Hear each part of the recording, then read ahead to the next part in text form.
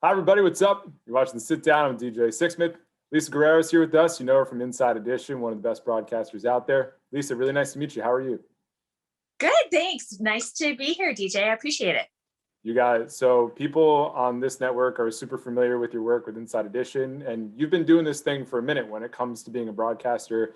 And I give you a ton of courage and a ton of just really kudos for coming out and telling your story when it comes to Monday Night Football, because this is not an easy thing to talk about, and it's a lot to unpack and it's a lot to go back into. So what has it been like to just reveal all this out in the open again?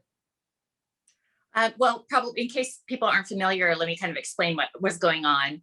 I was a sportscaster for over a decade here in Los Angeles. I started locally with CBS2 and went pretty quickly from local to regional to national sportscasting, and ended up at Fox Sports Net on a show called Best Damn Sports Show, period.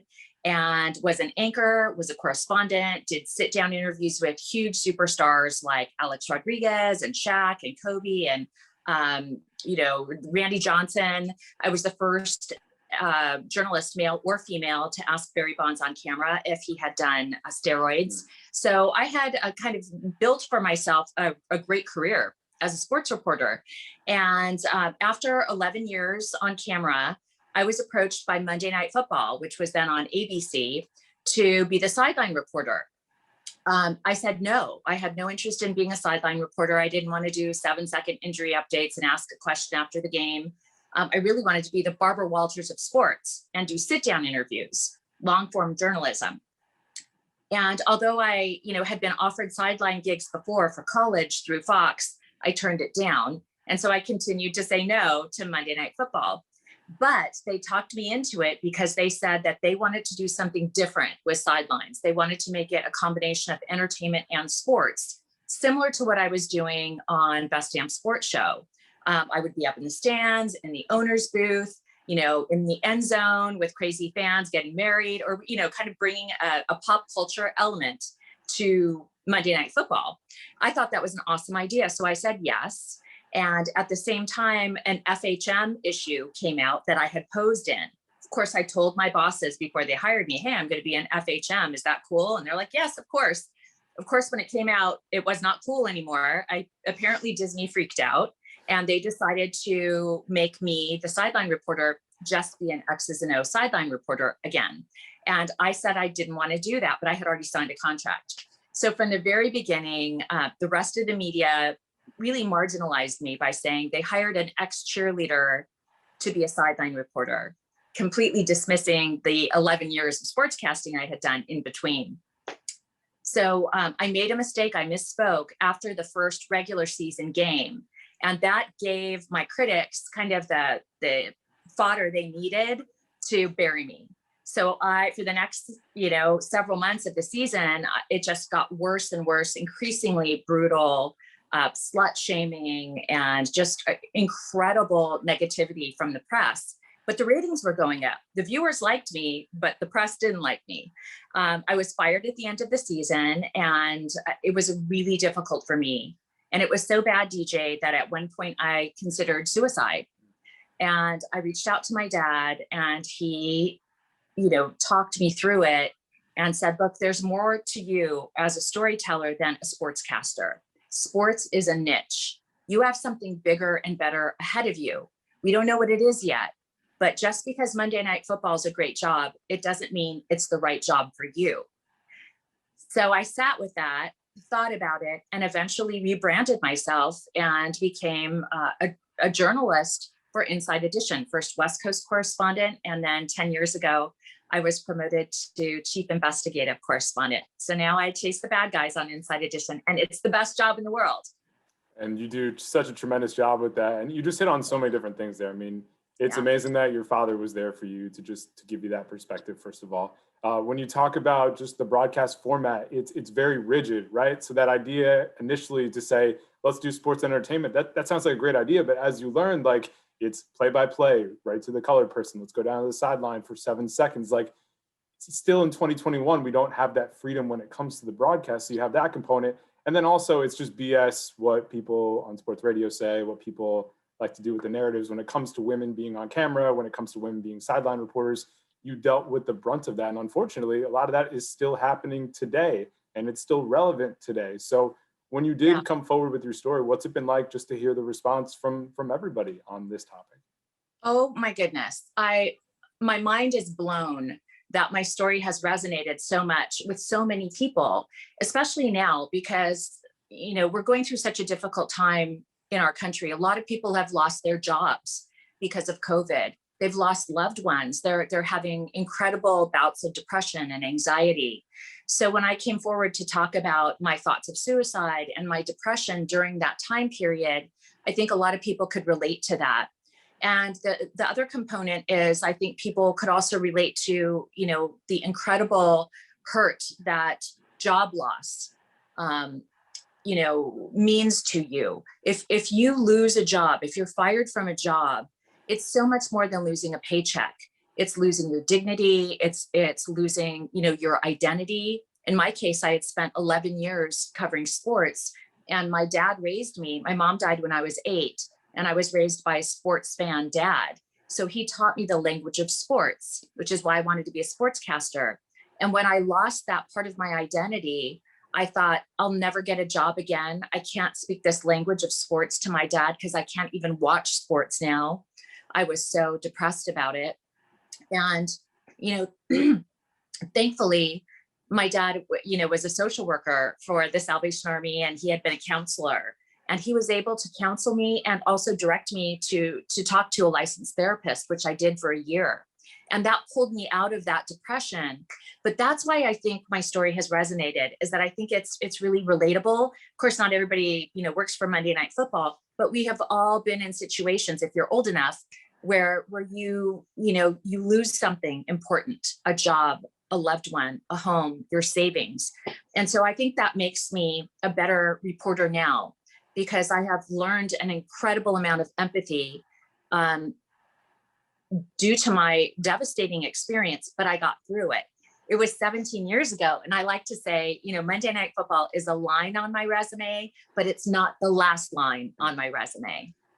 Yeah, I think that's really beautifully said. And just vulnerability and empathy are such important characteristics in this world. And, it would have been great if you had more of that back in 2003. And I know also one of the things you've spoken on is just, you felt really isolated, right? Like there weren't other women in the industry. And I wonder with the crew, like I know your producers were unkind to you, but you would think like, listen, everybody makes mistakes with the broadcast. You would think like someone would help coach you through the process, and those people weren't there. So what do you wish could have happened, right? Like you said, like you knew you were going to get fired after you made the mistake, which is BS. Every single broadcast, there's a mistake. So what do you wish was different about that experience when you reflect on it now?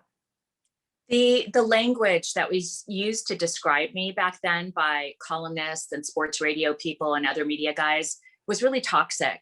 I was, I used the phrase earlier, slut shamed for being a former model or a cheerleader.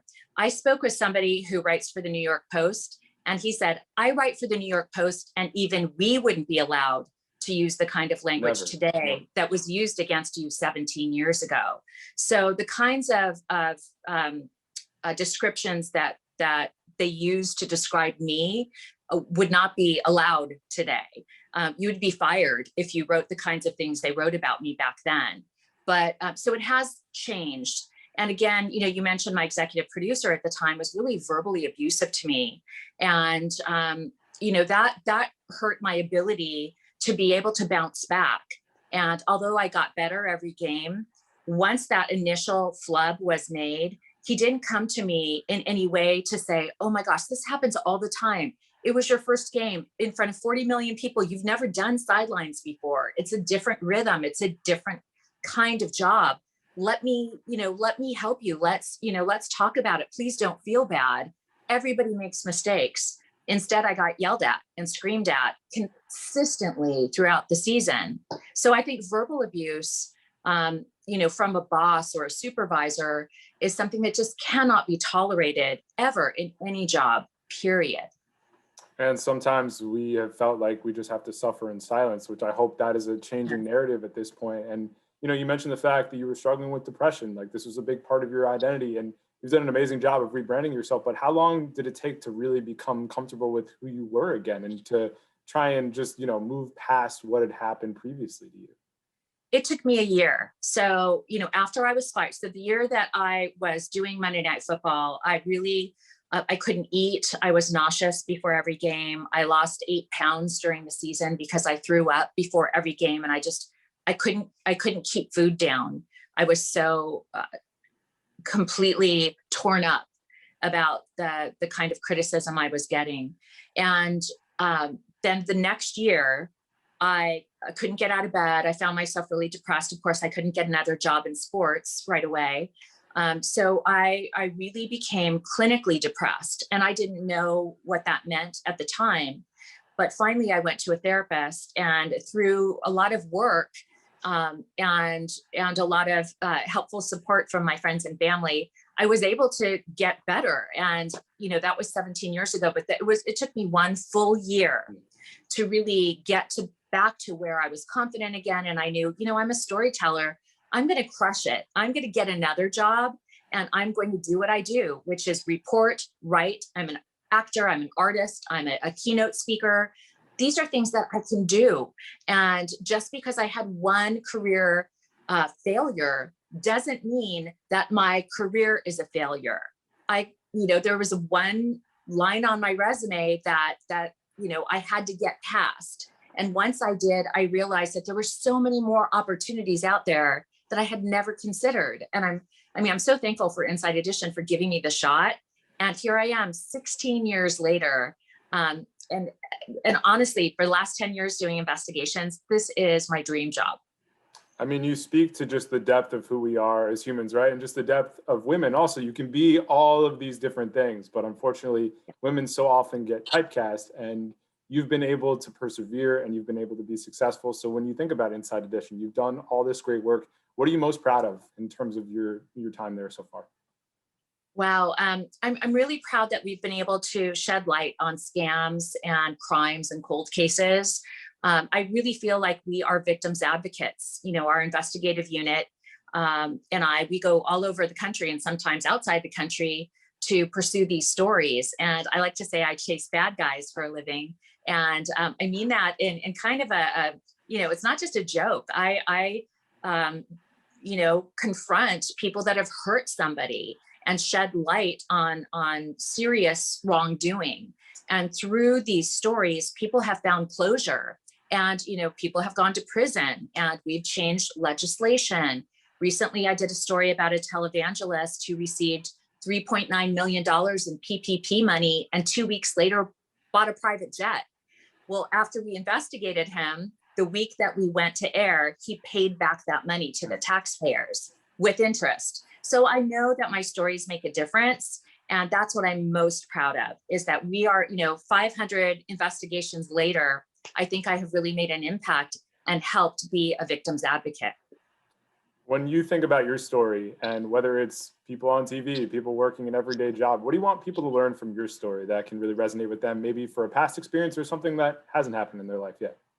Yeah, the thing that I really want people to take away from my story is that you're not alone. We feel lonely, especially now. So many of us feel isolated because of COVID, and, we don't have the human connection. You can't hug anybody, right? I mean, if you and I at a different time were doing this interview, we may be in the same room. Totally. But right now, there's so much isolation.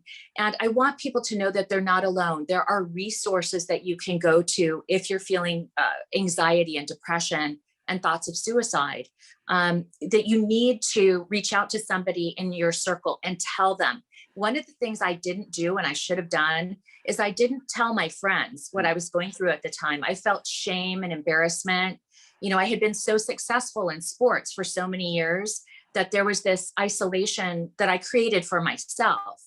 And, in retrospect, I wish I would have reached out to people. And finally, I did reach out to my dad, but I wish I would have reached out sooner. Well, thank you for speaking on it now. It's really nice to meet you. Congrats on all the success, and we'll talk to you down the road, okay? Thanks, DJ.